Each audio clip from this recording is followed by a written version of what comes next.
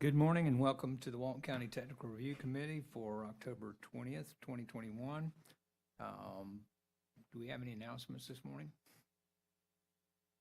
It's not an announcement, Mr. Chair, but I just want to recuse myself from the Piney Grove item on the agenda for conflict of interest. So noted.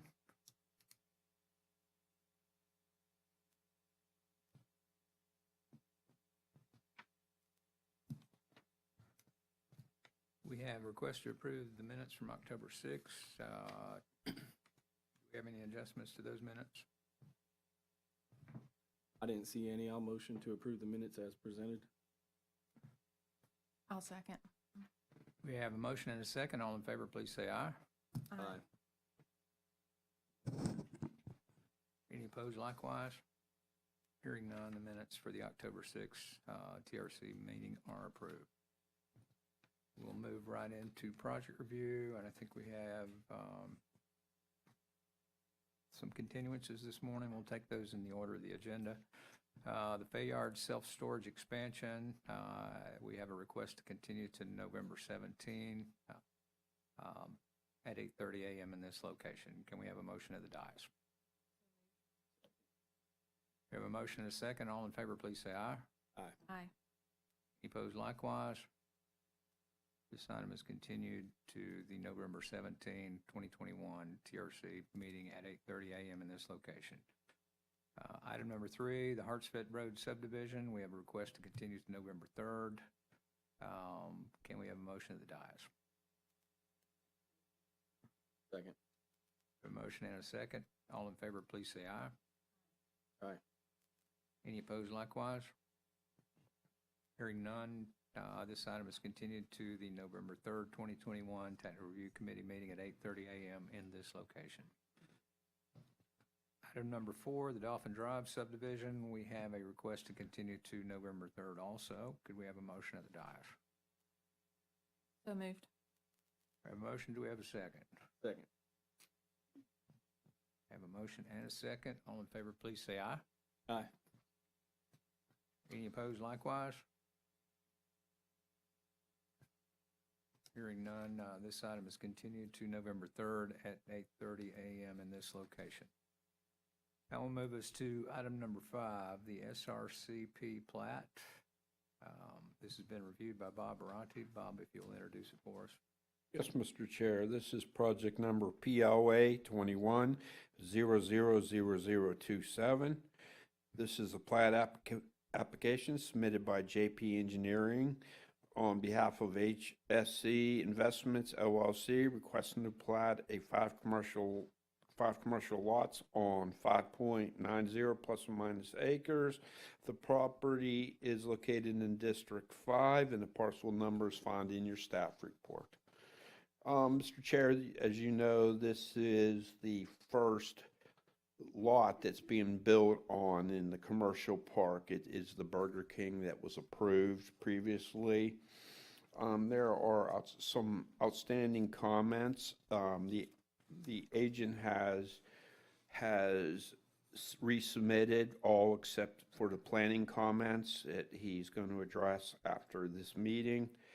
There are some issues with Public Works about the platting, typical stuff that we require for platting, the engineering cost estimate, the FFE. The agent is expressing concern about how we're going to do this, since this is only one lot of the 5 commercial lots that are going to be platted at the same time. The agent is here. I'd like to enter the staff report into record, please. Thank you, Bob. Do you have any questions for me before I turn it over to the agent? Not at this time, thank you. All right, sir. And I'll turn it over to the JP engineer. Good morning, thank you. Morning. Matt Parker, JP Engineering. I don't think we have any really significant concerns. The only question that I have that Bob alluded to was about requiring the FFE on the finished floor in the commercial plat, because what we're doing is platting 5 lots. The first lot has been designed with a development order, the subsequent lots will come in behind that. And so the FFEs will be set with an engineered design plan. And so to assign the FFE on the front end is a little more difficult when we don't know precisely what's going to come on those lots. So I'd like to work that out with the engineers as we move forward. And other than that, I don't think we have any significant issues. Okay, thanks, sir. Sir, thank you.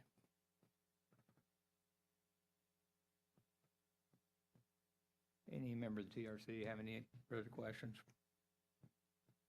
I would just note that that would be, I think, in the county surveyor's department to waive that particular comment, but I don't see an issue with it not knowing what's coming in on these lots or what potentially could be there.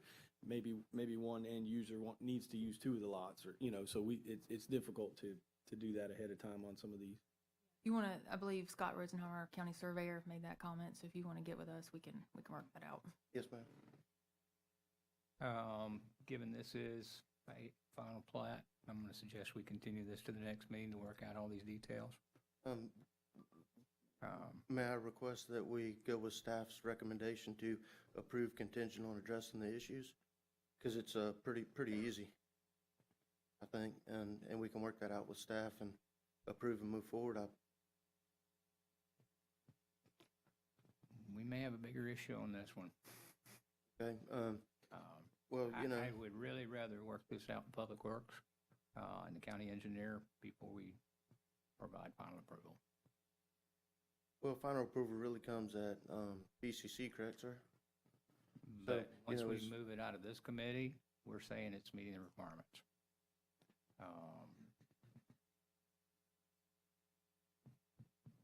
Can we simply agree to assign a minimum FFE?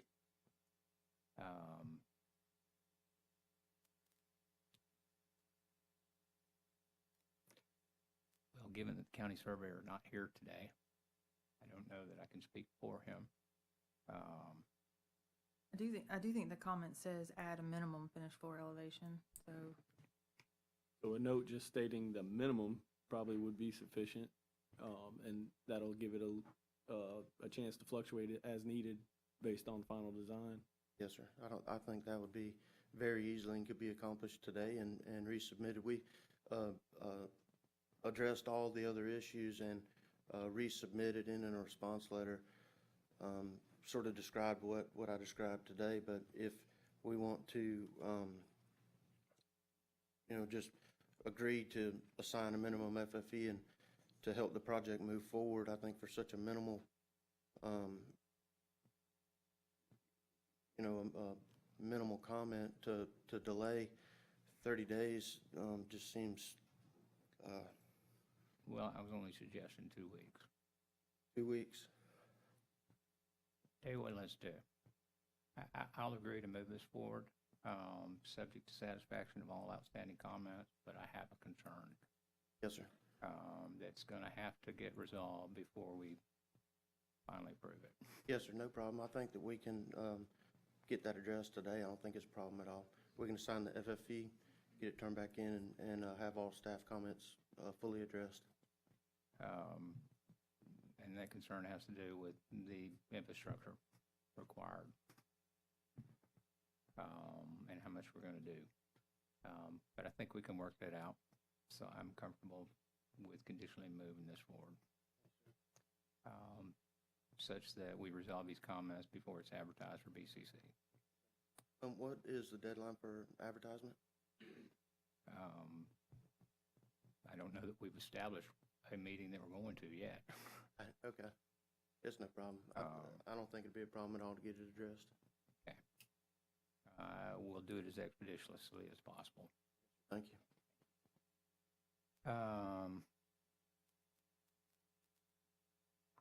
Entertain a motion at the dais.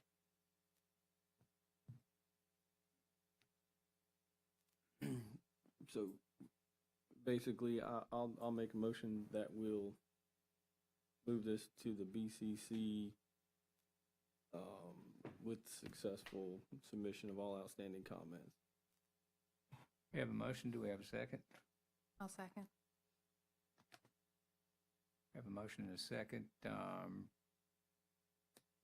All in favor, please say aye. Aye. Opposed likewise. Hearing none, this item is conditionally approved to move forward, subject to satisfaction of all outstanding comments. This moves us to item number 6, the Draper Townhomes. It's been reviewed by Rosanna Edwards. If you'd like to introduce it for us. Good morning. This is the Draper Townhomes, project number MIN 21-000046.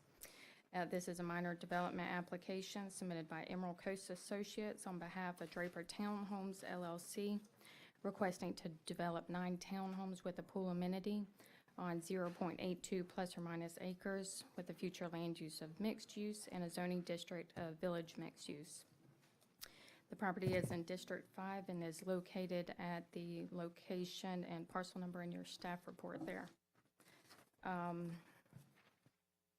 A lot of the comments on the staff report have not been updated since their last revision. They did send revised plans that include that 8-foot multi-use path and a fitness area to the southern portion of the property. This includes a public bench and workout station with parallel bars and a pull-up bar.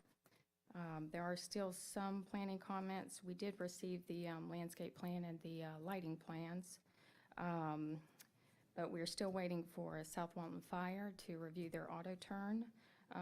Also, Public Works did send in revised comments yesterday about the improvements that may or may not be in the right-of-way. The applicant has stated none of those are in the right-of-way, but we did have a conversation about if any improvements were made to the right-of-way, the accessibility to this fitness area. Also, we're aware of all the drainage concerns in the area, and that we verified the 100-year critical storm event, and I believe Dewberry has done that, but I'll allow him to update his comments. Environmental still had some comments related to preservation, and asked that they recalculate their preservation on site.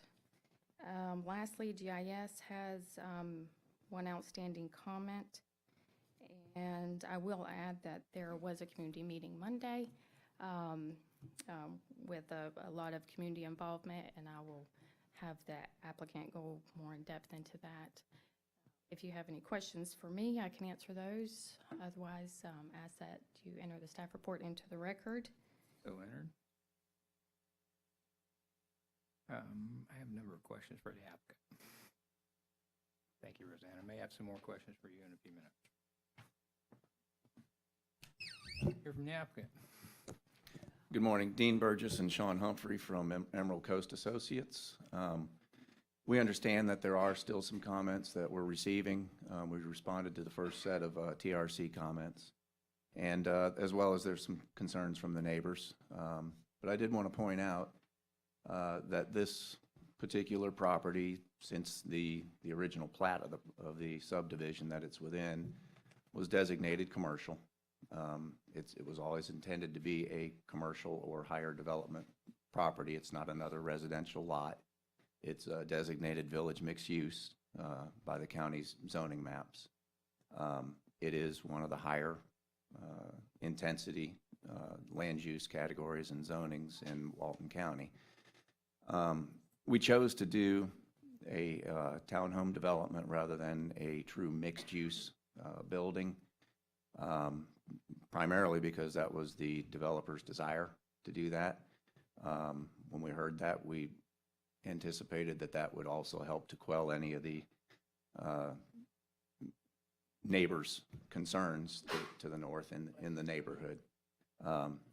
We did have our community meeting, and they do have concerns with the intensity of the development, parking, and to a degree, stormwater, all of which I believe that we can address.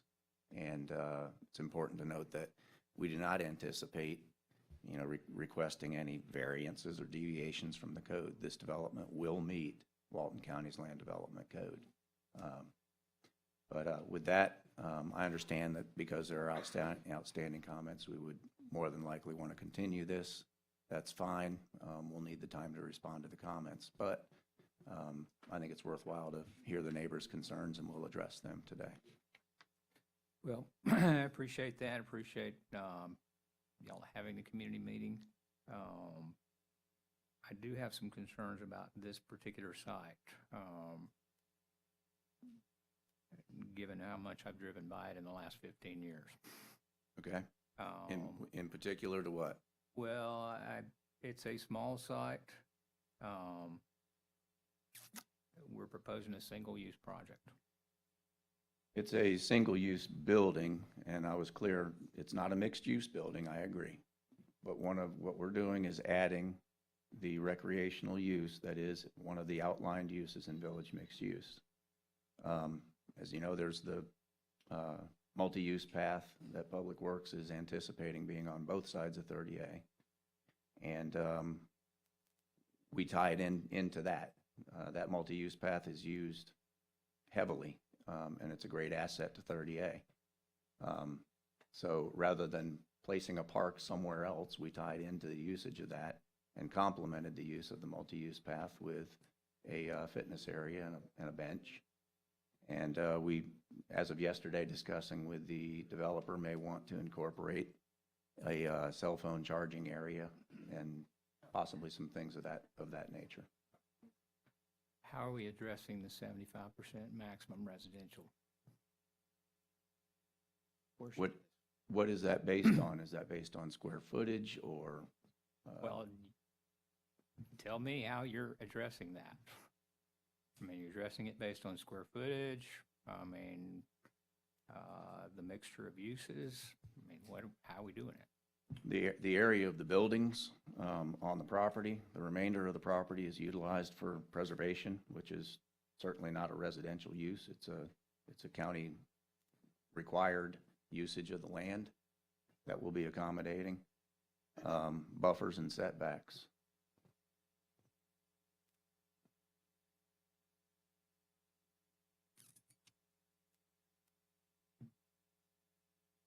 So we're suggesting the preservation as a use?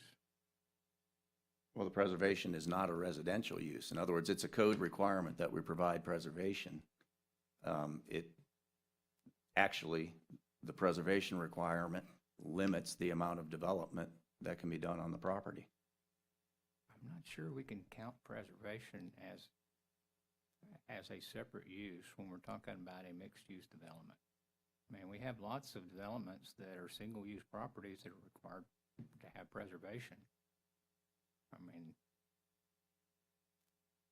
I just... And I've always considered that as a development limiting parameter. Absolutely is. It's in Right. our comprehensive plan. It's supposed to be a development limiting factor. Right.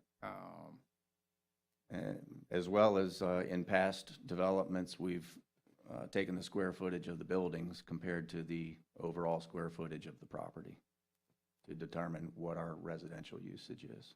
But we've got driveways and a swimming pool, and all of those are supporting the residential use.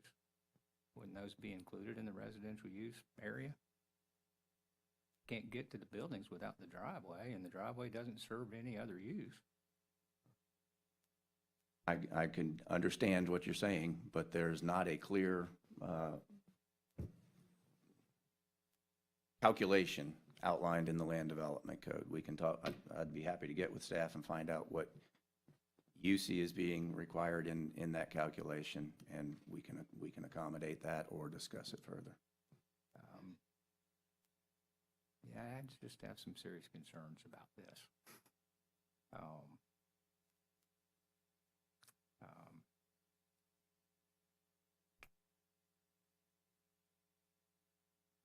And I certainly would agree with the continuance so we can address these kinds of things. I do want to hear from those members of the public that have technical compliance concerns with what's being proposed. So, Okay. So is the key concern this the calculation of the 75% residential area? that's one of them. I want to look at compatibility analysis because that lot number one has a one-story single-family home on it. and see exactly what that looks like. I mean, do we have any kind of window articulation description in the compatibility analysis with regard to that single-family home? As far as window configuration, we don't. Now, the setbacks required by the code, we've accommodated. And address any compatibility other than just the setback? At this point, no, sir, we have not. We could look into the window configurations, the rears, all the units, the rears of them face that particular home. So the back sides of the units, there's no headlights or other intrusive lighting or noise that would face that unit. We can elaborate on that compatibility report. One other concern I have is this is a fairly low particular lot. The lowest point in that corner of the neighborhood is probably at the northwest corner of the lot. Correct. Somewhat. That's right. That area has a tendency to flood, even in a relatively small rainfall. So I'd like to see how we're addressing that and whether or not any water from the proposed site, based on any fill, has the possibility of traveling to that particular area, or just how we're going to address the edge. Yeah. We've done that analysis. It's a pretty- Engineering hasn't seen it yet, but we have looked at that analysis carefully. I'm just anticipating that'll be a pretty significant edge that we need to manage.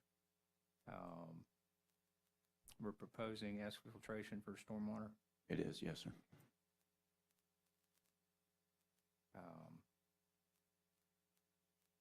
Okay. Now, I know this neighborhood has concerns with flooding, and primarily that is the next road to the north. We do have a small localized closed basin on our property.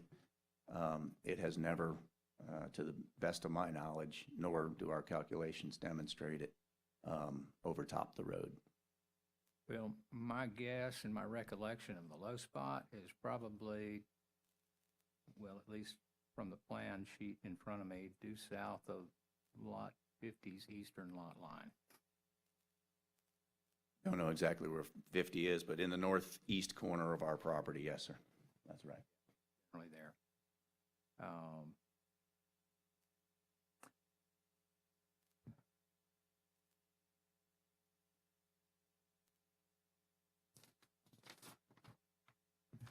Did you have any other questions about anything in the staff report before we open it up to public? No, sir. At this time, we're going to invite questions or comments related to compliance with any provision of the Land Development Code. And as I suggest, we have a number of questions still to be answered. So if you have some concerns, you'll raise your hand and come to the podium, state your name, and spell your last name for the record. Yes, sir.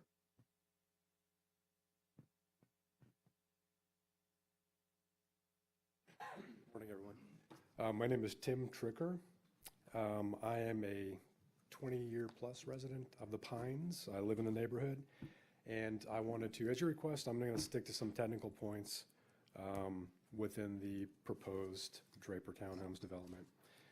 If you can indulge me, I'm going to point out, according to the staff report, the proposed structure is to be 4 stories high and 49 feet. However, in the Draper Townhomes response to comments item number 9, the developer's claiming that since the townhomes do not have any living space in the ground floor area, the first floor is above the garage and is the start of the first story. I guess I'd like to ask what determines a story in this case. There's nothing in the Walton County Land Development Code in the glossary, Chapter 9, that I saw had a definition of story. If you default to the Florida Building Code for a legal definition of a story, the proposed townhomes contain a finished floor. On the ground floor, the Florida Building Code defines a story as that vertical distance between finished floors. The development information that you're seeing on your screen lists their first finished floor elevation at 43.5. They're considering a finished floor according to Florida Building Code, this is a 4-story building, and obviously that has impacts on the side setbacks in this case, and I would like to present that maybe that needs to be reviewed a little further. Furthermore, Walton County Land Development Code, as I stated before, does not have a definition for story, but it does define what a floor is in Chapter 9. The top surface of an enclosed area in a building, including a basement. The term does not include the floor of a garage used solely for parking vehicles. The proposed townhomes contain an enclosed area on that ground floor, and therefore I think maybe there's a case to be made that even per Walton County Land Development Code, this is a 4-story building, and the setback issue needs to be looked at. But regardless of whether or not the determination is made that this is a 3 or a 4-story building, per the Land Development Code, Chapter 5, the rear setback should be 20 feet plus 6 inches for every 1 foot over 36 feet, because this is multifamily adjacent to an existing residential. That should be 26.5. The staff report did ask them to address that, and in the comments that were available, I didn't see anywhere where they had addressed that rear setback issue in their comments. Let me preemptively say, in case there's an attempt to suggest that if they're assuming that that north boundary, which is the one against what they're labeling Seagull Drive, is not technically abutting a residential development, let me point out that in the Pines, our lot lines are to the center line of the road. Therefore, this development's property line directly abuts a residential single-family unit directly north of it. And I think maybe you can correct me if my interpretation on that is wrong, but that seems pretty clear-cut that they should be applicable to the 26.5-foot rear setback. Furthermore, I'd like to address another issue with regards to the Seagull Drive street as it's labeled on their documentation. They're listing it as a 40-foot right-of-way, but can I please direct your attention to Land Development Code Chapter 5, it'd be .04, .06, the right-of-way protection, B, setback requirements. A road right-of-way deficiency exists whenever the existing easement or right-of-way is less than the minimum specified.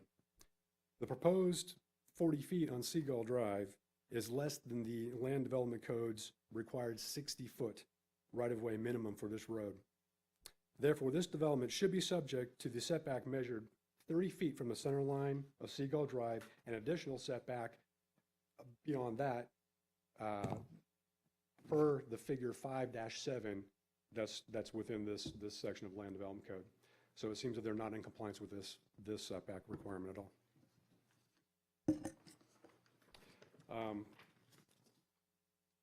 I'd like to address another issue dealing with the property line designations.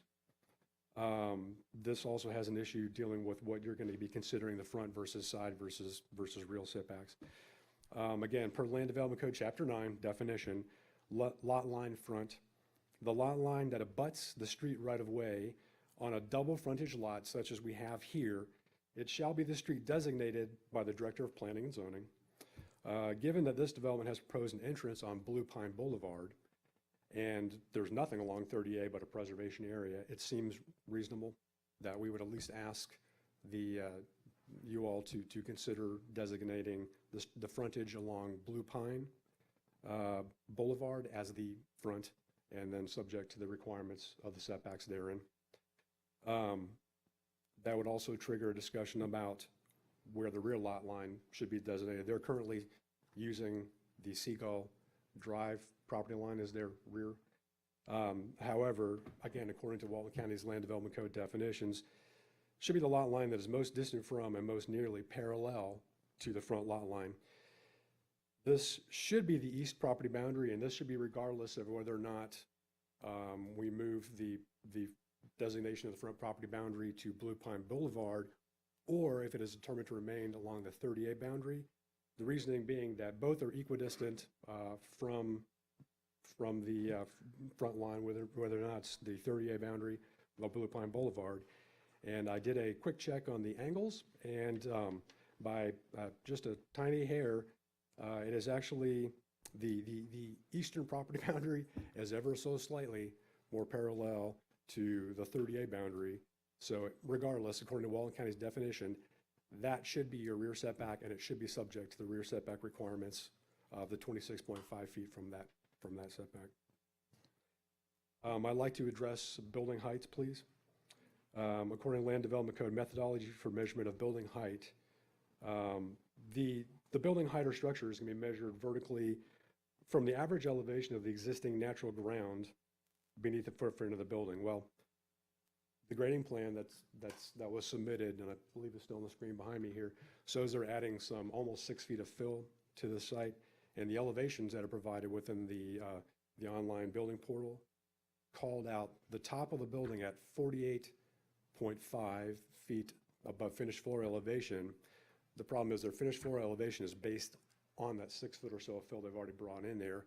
If you calculate the existing average grade beneath the proposing building, based on the information they provided here, the spot elevations, it ranges, I think, from about 37.2 to, I'd average it at 37.8. So they are a good 5 feet above. When you look at the top of building they're claiming there, you're at elevation 54.2 feet above the average existing grade on the site. So they're already out of compliance on the building height. Are you measuring that according to the methodology based on Yes. roof style? Yes, that's Peak of the building. I'm measuring that on the peak of the building that's provided on the elevations that I gave, not, and I want to address, because there is a provision there as well, I believe you're alluding to, that gives them the ability to look at the mean roof height between the ridge and the eave. I would ask there be some clarification on that point, given the fact that in this case, I think the intent of the code is clear, that when you have a roof, a true roof, that you're measuring between the ridge and the eave, the roof in this case contains habitable building space. They're putting a room in there. It's not an attic, it's a room. So it seems a little unfair to allow them to claim the median roof height that by an effect is lower than the ceiling height of the top floor of their building. And, you know, just to be, not to be flippant, but everybody remembers, just to give an example of how this could be misinterpreted, if that mean roof height with habitable spacing is allowed to comply, we all remember A-frame buildings from the 1970s, those little cheesy vacation houses everybody had, where the roof line goes from ground level all the way to the top of the roof. If that interpretation is correct, then technically you could build a 100-foot building in Walton County legally, because the median roof height is 50 feet between the ground plane, the top of that ridge, and as long as you shove some habitable space in there, you could have a house with a viewpoint 75, 80 feet above. That's clearly not the intent. So I think in this case where you have habitable space within the attic, I'm going to throw that out there as perhaps something that needs to be reviewed a little more detail. Well, here's kind of how I look at that. Okay. If there's habitable space, the highest point of the habitable space Yes. becomes the lowest point of measurement. Very well. Then that, I would have to check those numbers, but it seems like For they would not be in example, compliance with if that as well. they had some rooftop views. Right. Thing on the rooftop that would exceed the height of the deck has to be counted, other than an elevator penthouse, or a chimney or something else that's required to extend above the roof height a certain number of feet. But if they had a rooftop observation deck, and it had a railing around the top, that railing becomes the point of measurement, not the roof deck below it. Yeah, understood. So we do look at habitable space, and we will look at that in particular. All right, and that's where I want to conclude things by basically pointing out that given we have two pretty straightforward, in my interpretation, setback issues, we have the non-adherence to 26.5 rear setback. We have the clear problem with the non-compliance to the right-of-way protection area that should be adhered to on Seagull Drive. On behalf of the community, we're asking you to deny the approval of this project here at technical review. Furthermore, given the other outstanding issues like the height issues and the potential to look at some of the designations on front versus rear setbacks, which is going to have a huge impact on how they lay this property out, we'd like to request that, which I understand is the discretion of planning director, that this project be moved from minor development order to a major, so that this can go through a full review of some of these issues. And I thank you so much for your time. Thank you, sir. Anyone else wishing to speak on this particular project? I would say the black shirt, but most everybody's wearing black shirts. It is a black shirt. My name is Danny Stevens. We own Lot 29, Last name for the record, please. Stephenes. We own Lot 29 in the Pines. We are not a resident yet. We intend to be a resident shortly. Our concerns are, I won't say as technical as Tim's. Our concerns have to do with parking. Each unit has 2 parking places. My question to the developer would be, where are the guests going to park? They're 3-bedroom units. And what we see as a potential problem is they're going to have to park on 30A on the right-of-way, or they're going to have to park down Blue Pine Drive, because there is no parking for guests anywhere in this subdivision. My next question is how they're going to deal with trash. Are we going to get up one morning and drive down Blue Pine and have 18 trash containers running down the road? Are we going to get up and try to turn onto 30A, as you know, around that curve, and the view be further blocked because there's a row of cars down the right-of-way parked, making it further unsafe? And as I read the code, and I'm not an expert at the code, it's 8 units per acre is the way I read residential units, townhouses. In this particular case. And it's unless 12 they in this choose to particular do a case. single use. Okay. Well, then that's my misinterpretation. Stormwater drainage, we are concerned about where the water is going to go because, as you know, we have an ongoing problem. My lot luckily is high and dry on the back, but I may have to forge the river to get home from time to time. And then I'm not sure how you get people in and out of that property in an ongoing, because there's going to be cars parked everywhere. That's the best way to put it. If everybody has a party, everybody has guests. There's just no place to park except for the people who own the property. Thank you. Who'd like to be next? I think the gentleman in the hat had his hand raised, if you'd still like to speak. And we're going to provide everyone an opportunity to speak on this particular project if you'd like to. Thank you. My name is Travis Hamilton, Hamilton. I live at 39 West Surfside Drive in the Pines. As well, my concerns aren't quite as technical as Tim's. I think they do relate though. In terms of this, one question is the density. For the particular units here, you mentioned it was 12, but I think we get to that 12 calculation because the developer and the engineers are including some of these things like community amenities, things like that. If I can clarify. Okay, please. The base density for village mixed use is 12 units. Yep. If you're doing a mixed use project. Correct. It's got to be mixed use. A single use project Yep. is limited to 8 units per acre. The developer is proposing a mixed use project. I don't know that we've accepted that yet. Exactly. So I think what we're seeing and what we're feeling as a community is that the developers and the engineers are using some vagaries here, right? I don't want to say sleight of hand, but we're seeing some of these things for this, as well as the preservation buyout, to be able to essentially overbuild on this particular small lot. So those issues that come up from that point then again are things like parking. Same thing. We've got in the code says we only are required to have 2 parking spots, but I think some reasonableness and sensibility, if you look at this, common sense says, just like was addressed before, what happens when that third car shows up? There's literally no place for that car to go. right? There's no place for them. They're going to end up in the right of way. What that means is, or they're going to end up out on our private street. So all we'd be doing if we allow this to move forward is kicking the ball down the field, so to speak, and making it somebody else's responsibility to deal with that issue after the fact.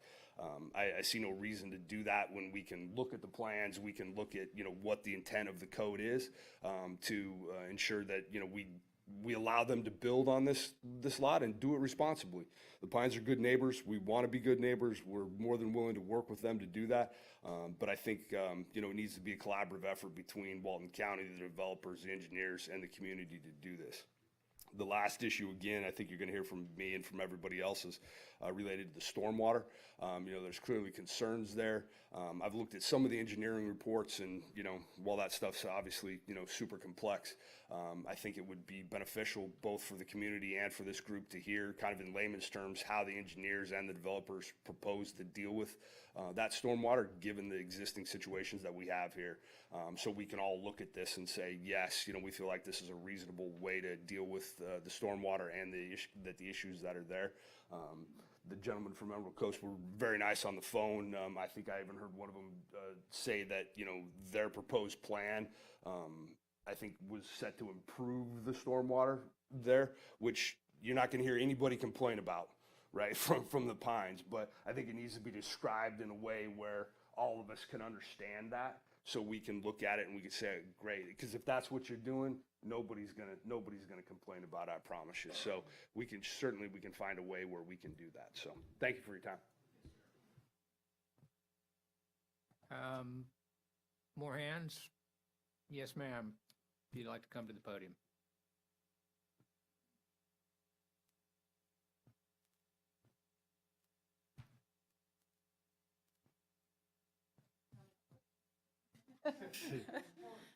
Good morning. We're Chris and Kathy Jamison. We're residents in the Pines. We live at 34 West Blue Coral Drive, and we're here to support all the topics that you've already heard. However, I want to bring up an additional topic, and that is that, the Pines is a really unique community with no short-term rentals. So we have children, we have dogs, we enjoy all of our neighbors. It's a true neighborhood feel. Ask you a question. Yes. You said there are no short-term rentals. Is there some prohibition about short-term rentals in this neighborhood, or is that just the current condition? Because I'm pretty familiar with this neighborhood over the years, and there have been lots of short-term rentals in there. There's no association to enforce it. What do we have to do? One.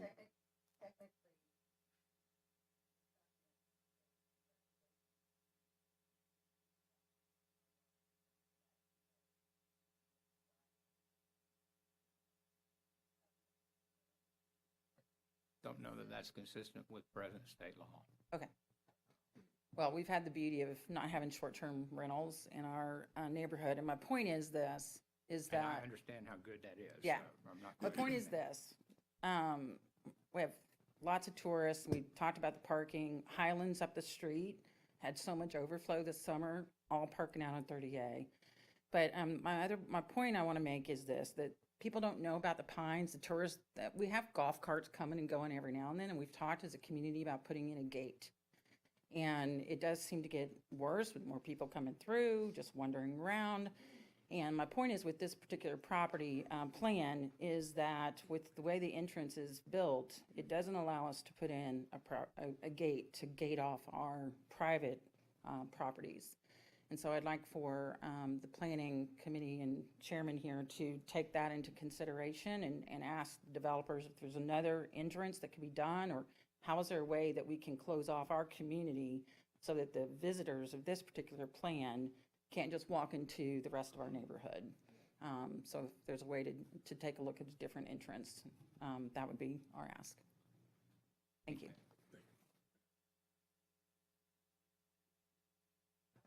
Who'd like to be next? Yes, ma'am.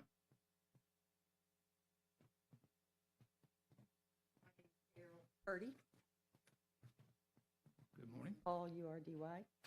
I live at 69 East Surfside Drive in the rear of the building, in the rear of the neighborhood.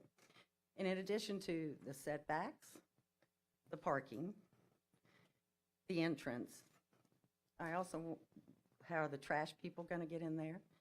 How are the fire trucks going to get in there? How's an ambulance going to get in there and turn around? And then, as a certified spin and fitness instructor, a bench and a pull-up bar is not a workout area. Thank you.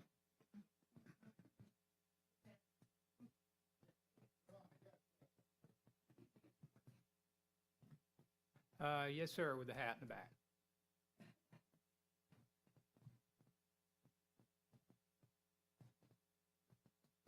Hello, my name is Brooks Roberts. I'm currently building a house in the Pines on Blue Coral.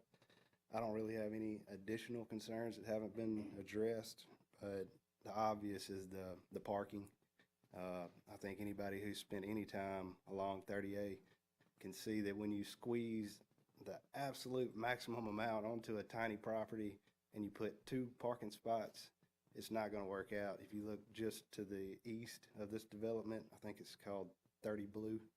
Ever since they completed that project, there have been 6 or 8 cars parked along 30A consistently. And with my kids coming back and forth out of the neighborhood, it's already a big curve right there. It's not great visibility. With 6 or 8 cars parked there, it's going to be extremely dangerous. And that's the reason we're building a house in that neighborhood, is for the safety and community. And I don't think it's obviously not going to work out to anyone's benefit.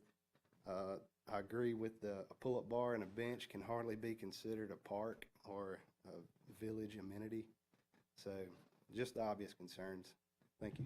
Sure. Yes, ma'am, Barbara.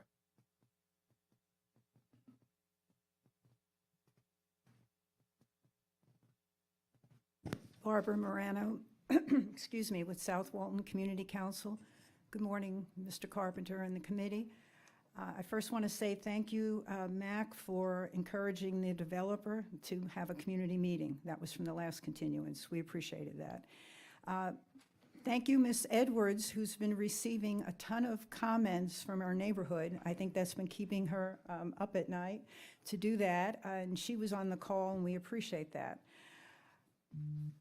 Protection of neighborhoods and quality of life. That's why we have a code. That's why we have standards.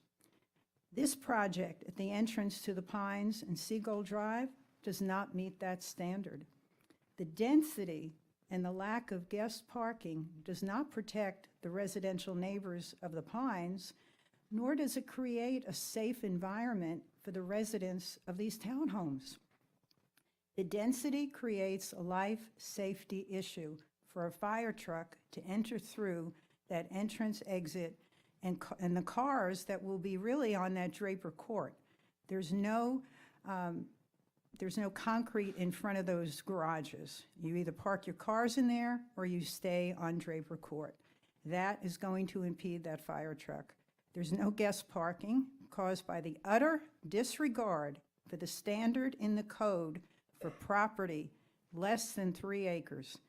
The county code of village mixed use was amended on June 13th, 2014 to limit dwellings to 8 units per acre on property less than 3 acres. This project, Correct you. That is not correct, Barbara. can you explain why? Is when we amended the code, we amended it such that small lots could have a single use rather than requiring them to have a mixed use because of just all of the things we've been talking about. And when they go to a single use, yes, the density is reduced to 8 units per acre. Correct, and it is a single use. And that is my position, but that's not the way the code reads. The code reads the single use is optional at the option of the applicant. And if they go with a single use, their density is reduced. Correct, and this In order is, to get the maximum density, they've got to propose a mixed-use project. I'm not convinced that we have a mixed-use project. okay, So I think we're talking about the same Same thing. thing. Just wanted to clarify that they're not trying to they're not trying to get any kind of density bonus because there isn't one in this particular zoning. Okay, so what you're saying, Mr. Carpenter, is that this is a single use, which means it's 8 units per acre. They have proposed that. I mean, that's what I see. We haven't made a final determination yet, but that's where I'm coming from, that this appears to be a single-use project, and as such, we have more units than that part of the code would allow. Correct, and thank you for saying that. And I think I did my math. It's 0.82 acres, which means it would be 6 homes. Is that correct? They're rounded down rather than up, yes. All right, and that's wonderful, because if it is 6 units, I think that there would not be a fire safety or a life issue right there.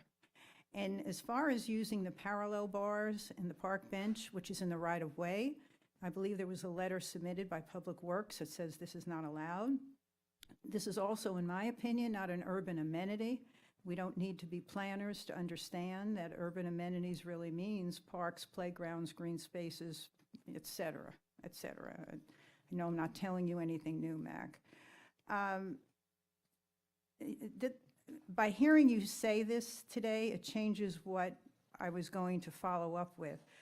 But basically, we are asking, or South Walton Community is asking, that you deny this project based on the density of 9 units, and give the applicant the opportunity to come back with 6 townhomes. As you hear from the neighborhood, they're not against this development. They want to work with the developer.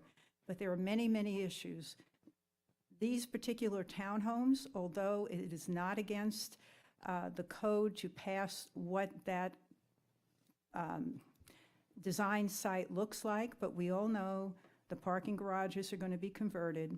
We all know the top level of that townhouse will be bunk rooms.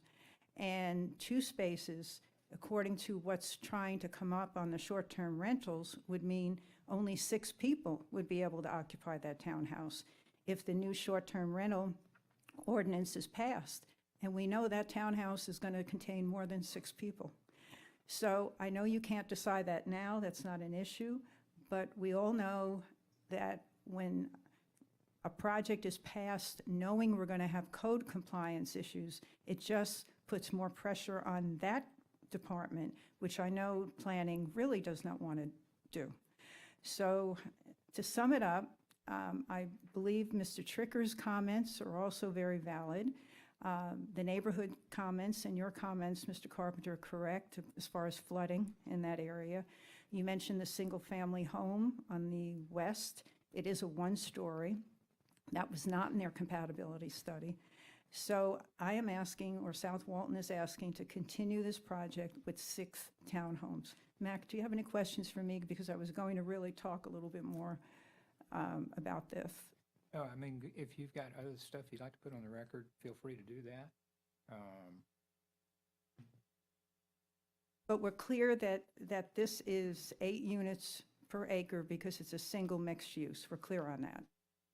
I haven't made that determination yet, but that's what I see from where I sit. This looks like a single-use project as opposed to a mixed-use project that would qualify for higher density. But the TRC will make that determination once we finally make a decision. Well, thank you. Mr. Carpenter, if that decision is made in favor of the applicant for the higher density, what would be our next steps if we had to appeal that decision? And that would be an appeal to the circuit court, I think. Would it go to the Zoning Board of Adjustments? I'm not sure. Okay. Well, I hope, it's not where we want to go. It is not where we want to go. We want to go for the 6 townhouses in a nice development with no fire safety. We don't make our decisions based on whether or not we're going to get sued. No, I know that. Or appealed. No. We have to make our decisions based on what we think is the right thing to do, based on what the code is. Okay. We have enough people in this county that have unlimited money. We'll get sued over somebody's ego. We do, on a regular basis. Right. Look at customary use. So. No, I mean, appreciate that's- your comment on the 8 units, and thank you very much. Yeah. Thank you. Anyone else wishing to make a comment or ask a question on this particular project? Yes, sir, in the blue shirt in the very back.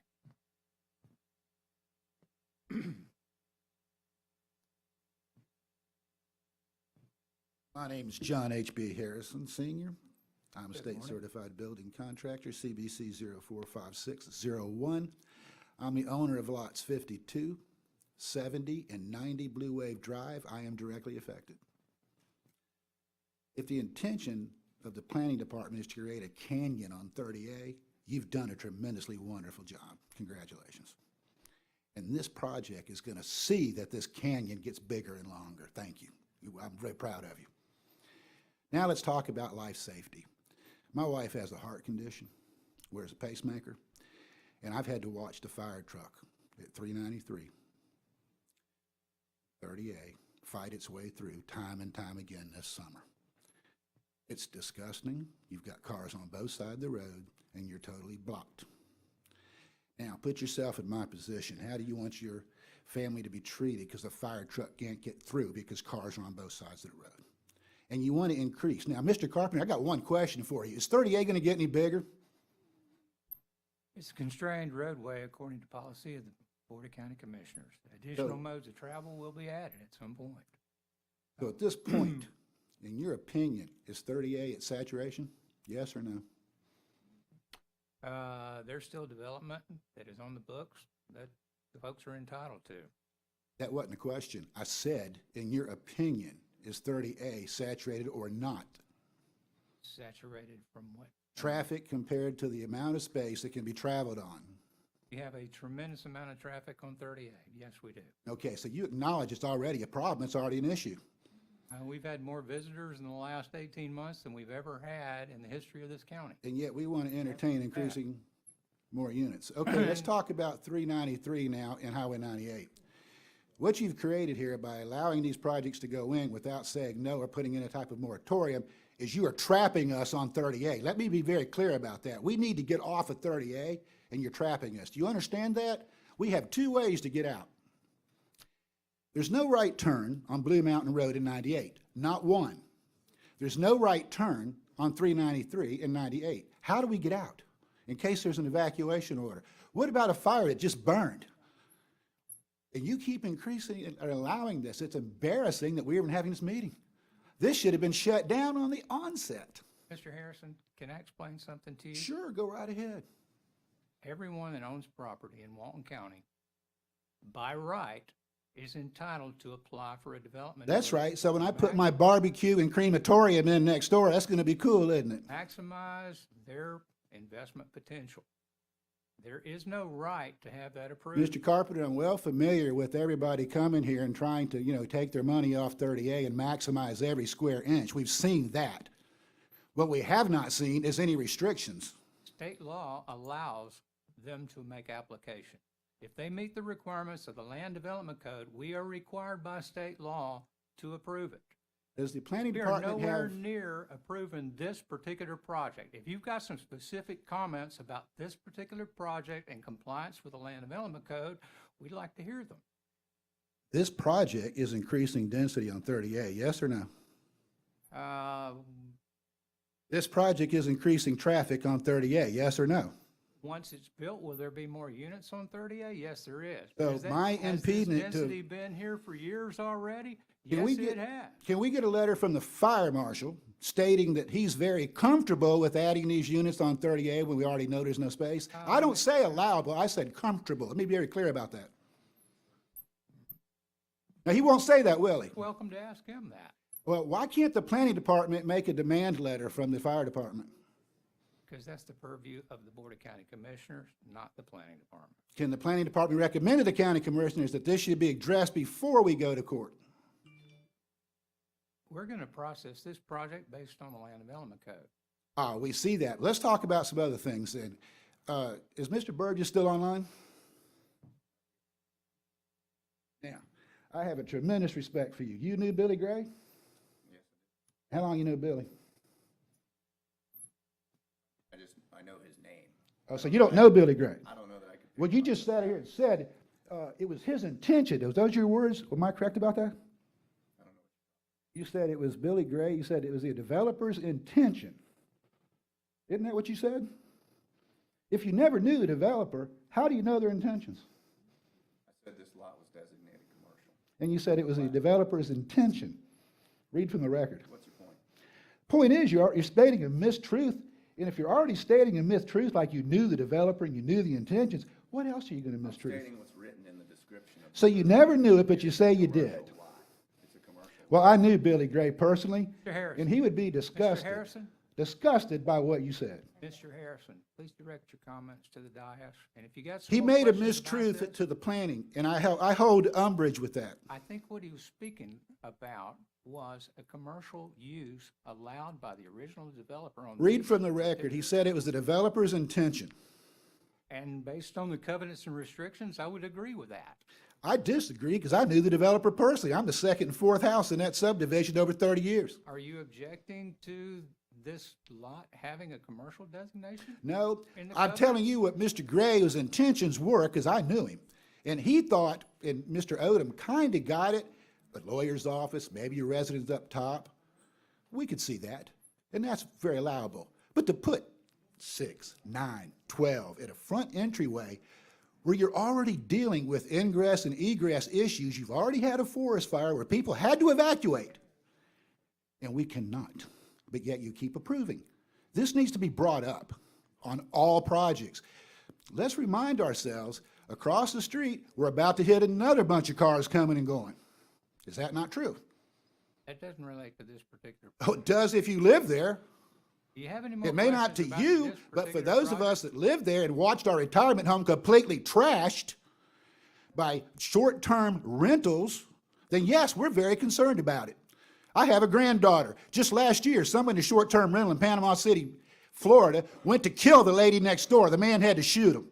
Yes, and we're working towards regulation. And right now, I've got Airbnbs on both sides of me, and now we want to put 12 more. Appreciate you coming to the meeting.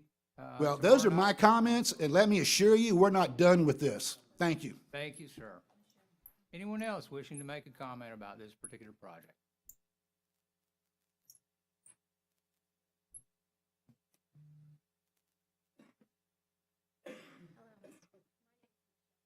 I live at 49 East Surfside. I'm sorry, could, My name's Michelle Phillips. I live at 49 East Surfside Drive.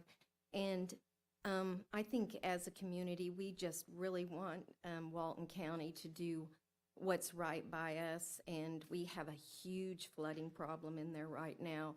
I don't know if any of the commissioners ever take the time to go down and drive in there to see what's actually going on.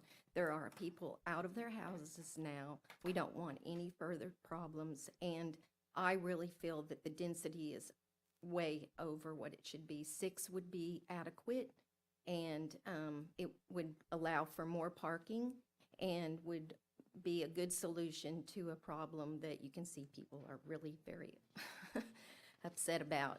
And we thank you guys so much for everything that you're doing, and know that you'll do the right thing. thank you, ma'am. Anyone else wishing to make a comment? Yes, ma'am.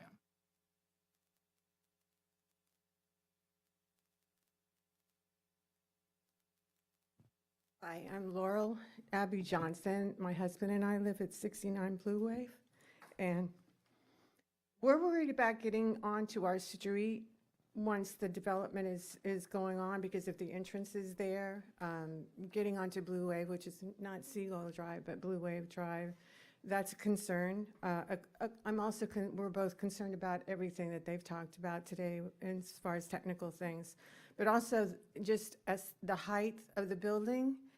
It just, if you look at our, houses and the house across the street and the house next to it, it's just going to be huge.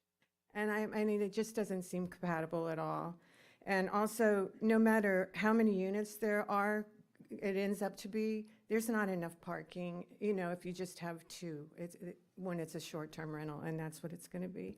And then also, when they're looking at the stormwater issues, Blue Wave also gets some problems with that, and I mean, the whole neighborhood has really had problems with it. But we also get that, so don't forget Blue Wave Drive when you look at that.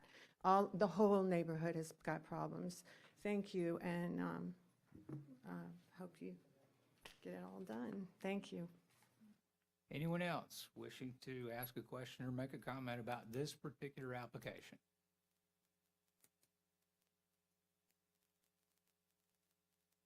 Don't see anybody else. If that's all, we'll close this portion of the meeting. Any other comments? You're welcome to provide a rebuttal. I can keep it brief.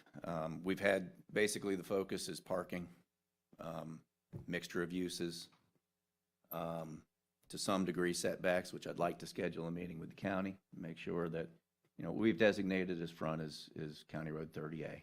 And typically on a corner lot, it's the lot line with the shortest dimension is the front, so that you have a front on the narrow side of a rectangular lot. That's what we did. But I would like to, schedule a meeting with staff to go over these comments, make sure that we are responding to them accurately and in a fashion that staff is willing to review. The concerns with stormwater, I get it. But this is a subdivision that has no stormwater plan. We can't fix, we're only at 0.8 acres in I don't know how big the subdivision is, 60 acres. We can't solve their problems on a 0.8 acre project. What we can do is our part to not make it worse. And that's what we're doing. What they outlined, and I'd like to explain it in layman's terms like the gentleman asked. We calculated in the pre-development condition how high does that little bowl that's on our property get. Calculated that, and if I remember correctly, it was 37.6 was the elevation.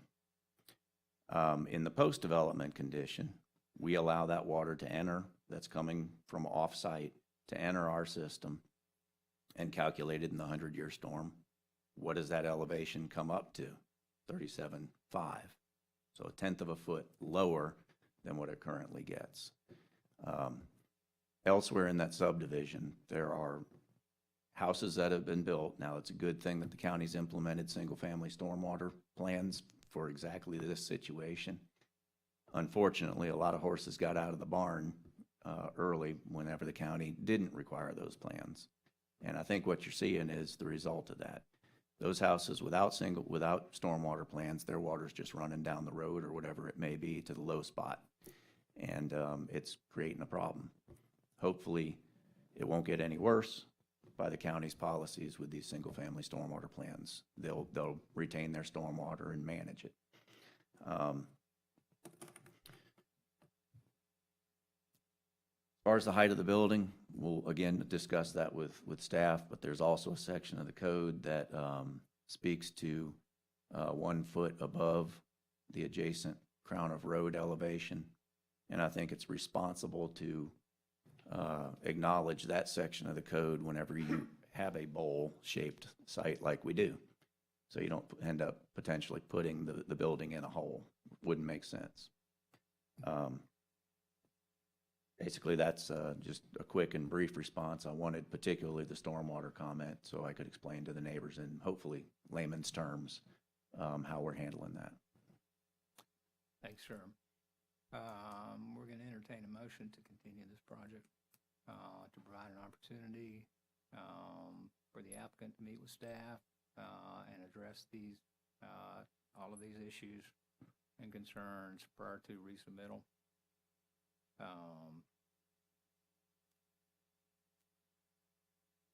I would suggest at least 30 days. I think 30 days would be sufficient. We've actually started a lot of these comments that are existing. We've responded to and handled, but I think 30 days is reasonable. We'll entertain a motion at the dais to continue this item to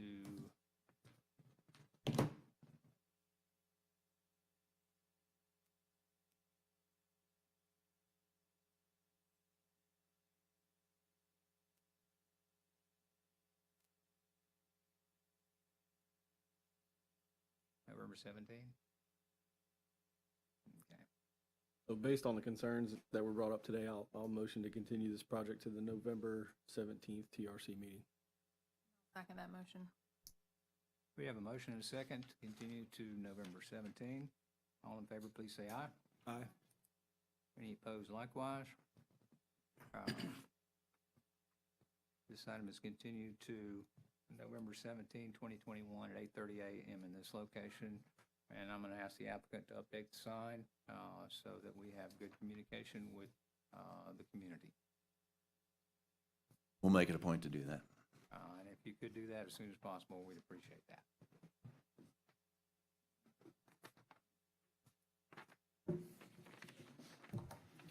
That moves us to the next item on our agenda this morning, the Piney Grove Nursery. And we'll take about a 5-minute recess to allow folks to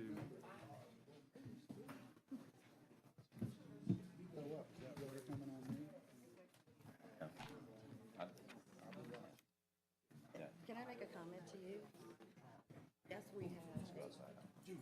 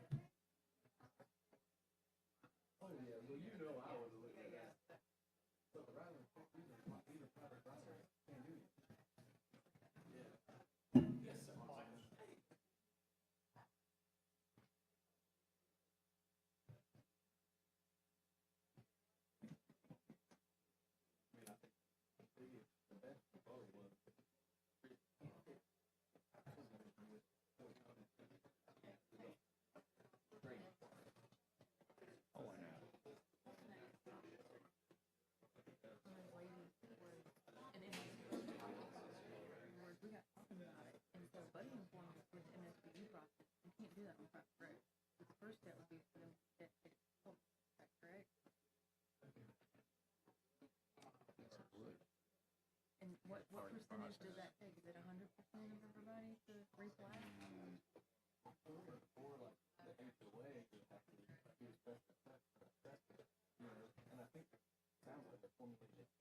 Do they have an HOA?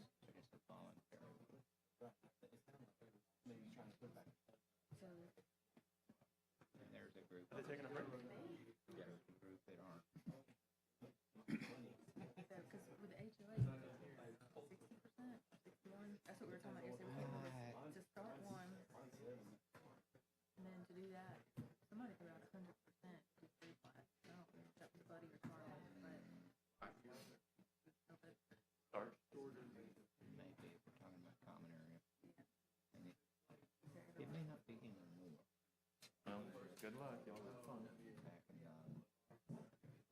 Back in the middle of last decade. I think it's last decade. It may be like 6. That's going to affect competition. Don't understand.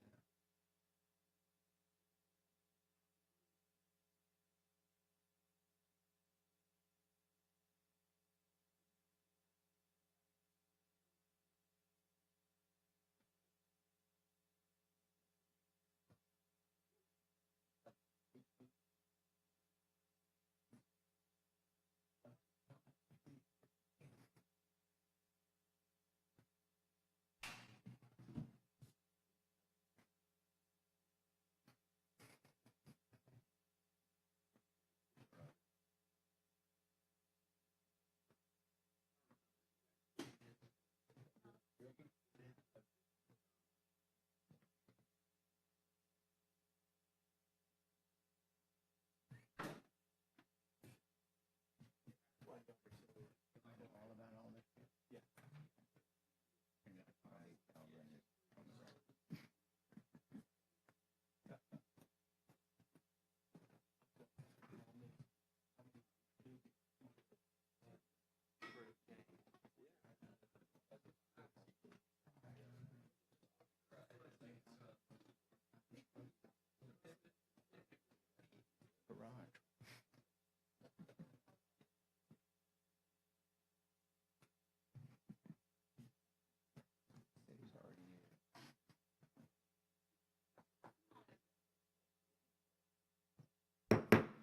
Let's come back to order. We're at agenda item number 7. The Piney Grove Nursery. This is a minor development reviewed by Rosanna Edwards. Rosanna, if you could introduce it for us. Right, this is the Piney Grove Nursery. It's project number MIN 21-000048. It is a minor development application submitted by Dewberry Engineers on behalf of Cornelia M. Brannon and Ron Brannon III as co-trustees of Ronnie L. Brannon Jr. Irrevocable Trust, and as co-trustees of Scott A. Brannon Irrevocable Trust, requesting to develop a 384-square-foot office building, pole barn, and nursery on 11.76 plus or minus acres, with a future land use of general agriculture and a zoning district of general agriculture. The property is in District 1 and can be located at the parcel in your staff report there.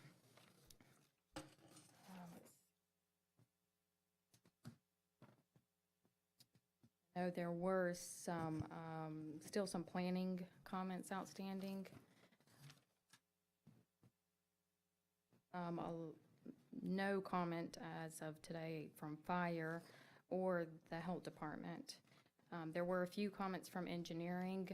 Also, just some clarification on the future development that was noted on the stormwater. There was one comment from floodplain and also one comment from GIS. If you would enter the staff report into the record, and also I can answer any questions. So entered. The applicant is here.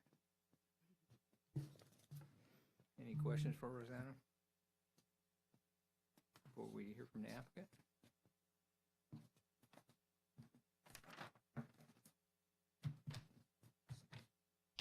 Morning, Thomas Brennan with Dewberry Engineers.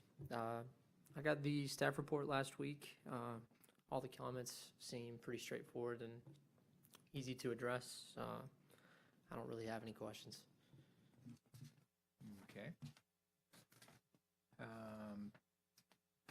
Anybody from TRC have questions for the applicant's agent? Other than you?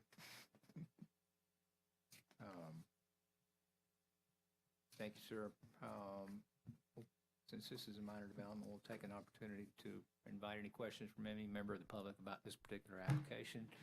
Anyone in our audience this morning wishing to ask a question or make a comment about technical compliance with this particular application? Seeing no hands up.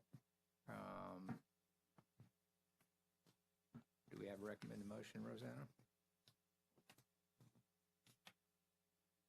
Comments can easily be addressed, so if we could recommend to approve this and move it to the development order contingent on all the outstanding comments being addressed.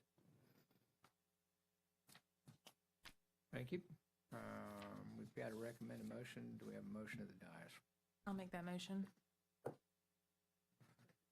Motion and a second. All in favor, please say aye. Aye.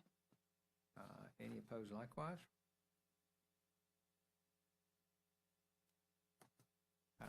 Hearing none, this item is conditionally approved to move forward to development order subject to satisfaction of all outstanding comments. And that will move us to item number 8, the Range Project. Minor development order reviewed by Bob Baronti. Yes, Mr. Chair, this is the Range Project, as you indicated. Project number MIN 21-000034 is being reviewed by myself. This is a minor development application submitted by Core Engineering and Consultants Incorporated on behalf of Derbyshire Group, LLC, requesting to construct a shooting range for private military exercises on 49 plus or minus acres of future land use of state residential in the zoning district of state residential. The property is located in District 2, and the parcel numbers are located in your staff report. Mr. Chair, as you know, the property was granted a major development order, MAJ 19-000001, on February 28, 2020. There's no proposed changes other than the project in front of us today is asking to modify the to 20-foot berm around live fire area and the use of stacked railroad ties in lieu of the proposed fence on the range for private military exercises. The agent is here. There are minor comments. I'd like to enter the staff report into the record, please. So entered, does this, did the previous development order include the entry gate? Yes, sir, I believe it does. It was going to be, if memory serves me correctly, it was going to be a lock gate that only the members, when it was proposed to be public, would have access to. But I think since they're changing their mission purely to military, I'm sure that gate would operate in the same format. I'm talking about the gate out by the right-of-way. Yes, Mr. Chair, the gate was included in the entrance gate was included in the original development order. That design was? Yes, Mr. Chair, it was going to be, Sign and everything? the sign would have to be its own permit, and I don't know if they have gotten a sign permit. I would have to check with Tim Brown. But of course, this wouldn't approve the sign. That would be a separate permit. Sign's already up. I don't know if they have received, the agent would be able to tell you if they've received a sign from, Tim, did they receive a sign permit? No, Tim says they haven't. So that would have to be rectified. We'll hear from the agent. Yes, sir. May I enter the staff report in the record? Thanks, Bob. Do you have any questions for me before I turn it over to the agent? I don't have anything further. Do any of y'all? I will turn it over to the agent then, sir. Zach Brandon from Gore Engineering. We got comments back and reviewed. We reached out to environmental to address any issues we had. We got clarification. We're going to provide percentages for the preservation area and a note added to the site plan that was on the grading plan. And we need to update a couple information from the previous major development order that we were approved for, survey and the available utilities in the area. As for the sign, I don't believe we did. Sign and big cross-tie fence at the front. Is it 3 feet off public right-of-way as required by the code? I actually do not know. I don't think we can move this forward today. Because of the sign? Without that being resolved. I mean,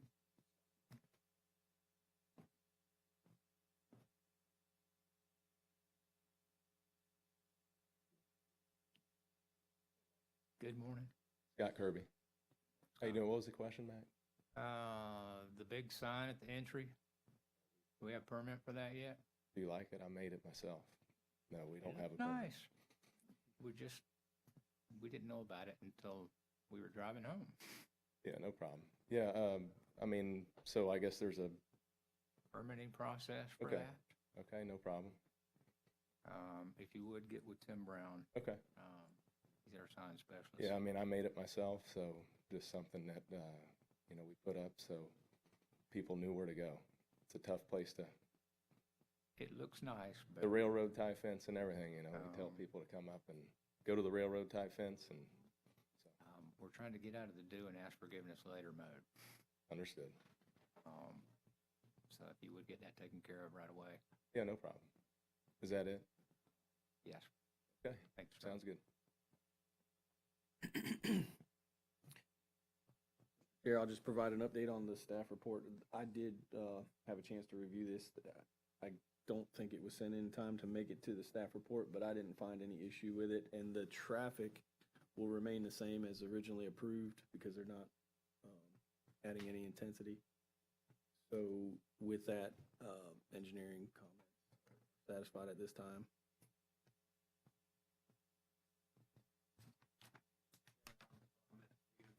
issue I have is getting the fire department's comments. I will reach out again today, but this is becoming an ongoing issue, getting comments back. Okay. I mean, I don't see anything in here that's of any significance that can't be resolved. Yes, Mr. Chair. I mean, would you agree with that, Bob? Yes, sir. Other than the sign would have to be approved before we could issue the development order. I'd like to recommend we add that condition. That sign gets fully permitted prior to issuance of the development order. Sure, Scott, if you'd come to the front.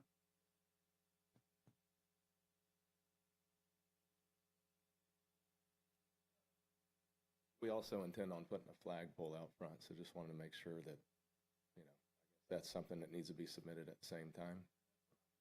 Yes, you get with them on that. Yep, no problem. Also. Thanks. Yes, sir.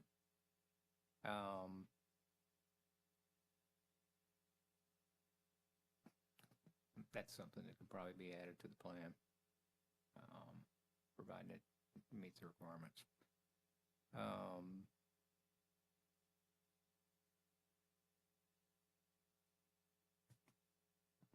Guess we'll entertain a motion. I'd like to make a motion to conditionally approve this pending the issuance of the sign permit and showing the flagpole on the revisions that'll be submitted. And if all criteria has been met, then move it to the development order stage. Thanks, sir. We have recommended motion. We have motion at the dais. Second. We have motion and a second. All in favor, please. Do you want to open Well, it to the let's- public? Before we have the vote, yes, let's take a moment and invite any comment from any member of the public. Anyone in the audience wishing to make a comment about this particular application? Seeing none, we'll close that portion. We have a motion at the dais. All in favor, please say aye. Aye. Any opposed likewise? Hearing none, this item is conditionally approved to move forward to development order. Thank you, Mr. Chair. Thank you, Bob. That will move us to item number 9, the Penny Lane Plat, reviewed by Stephen Schoen. Stephen, if you'd introduce it for us. Yes, good morning. This is project number PLA 21-000032. And the name of the plat is actually Leisure Beach Plat. Penny Lane was the subdivision approved under a previous minor development order application. Moving forward, this is a plat application submitted by Rare Earth Inc. on behalf of Mike Hewitt, requesting to plat a 5-lot subdivision on .64 plus or minus acres. The project site has a future land use of mixed use and a zoning district designation of village mixed use. The property is located in District 5, bless you, and can be identified by the parcel numbers located in the staff report, which I would like entered into the record, please. Entered. Thank you. There are some minor planning comments as well as public works comments from surveying and engineering. Other than that, that is it. If you have any questions, I can answer them. If not, I can turn it over to the applicant. Thanks, Stephen.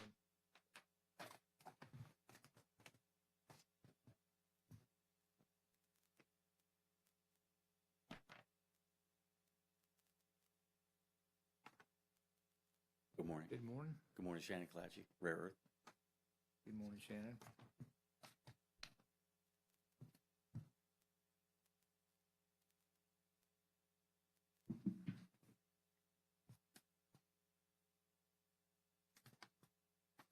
This big a development getting sidewalks? I believe so, no, sir.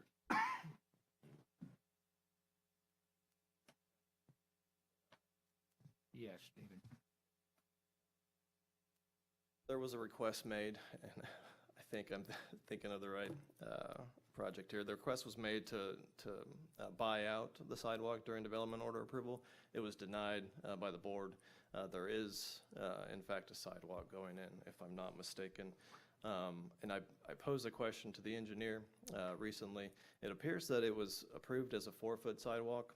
I don't know if staff missed that in the final review, or if that was a conversation made outside of review. So I'm trying to find out where that is situated now. That would have been a deviation from the requirement in the code. Yeah, it would have been. To be approved by the Board of County Commissioners. Yes, sir. To be less than. I don't know that we have that authority. I don't believe so, sir, no. Okay. I don't think I have any other questions. No, sir, I Question?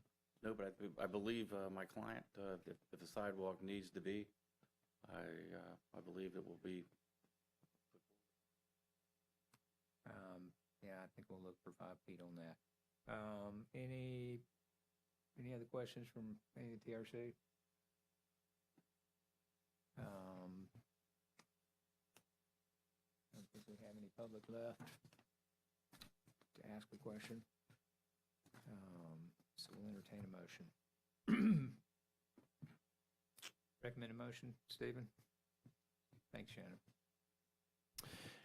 So prior to the sidewalk comment being addressed, staff believes that the outstanding comments other than that are relatively minor, clerical in nature. However, if the board wishes to get to the bottom of the sidewalk, then staff would recommend a continuance until that question can be answered. I think we pretty much answered that question. Then it's a 5-foot requirement. That's right. So I don't think we need to hold it up. Very good. Then I would recommend conditional approval. We have recommended motion. We have motion at the diet. So moved. We have motion to conditionally approve this, subject to satisfaction of any outstanding comments, and move it forward to the BCC on production of the signed Mylar.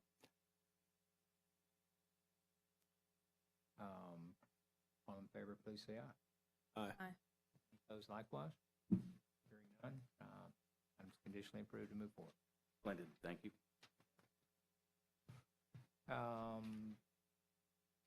This appears to conclude our agenda this morning. We'll entertain a motion to adjourn. We have a motion. Second, all in favor, please say aye. Aye. We stand adjourned. Thank you very much.